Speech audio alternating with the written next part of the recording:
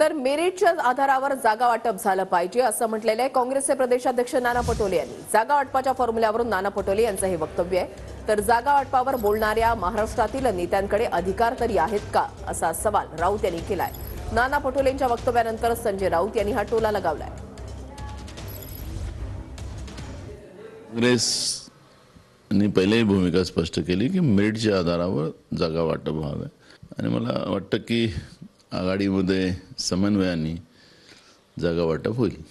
कसं आहे की गर्वाचे घर खाली अशा पद्धतीचे एक मन आपल्या महाराष्ट्रामध्ये आहे आणि असा गर्व कोणीच करू नये जे आमचे मित्र फडणवीस करतात।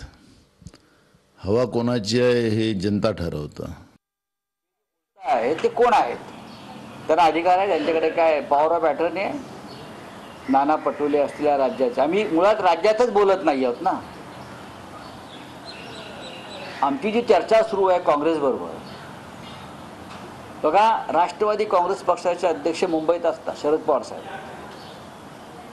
शिवसेनेचे पक्षप्रमुख माननीय उद्धव ठाकरे मुंबईत असतात, आमच्या दोघात संवाद आहे।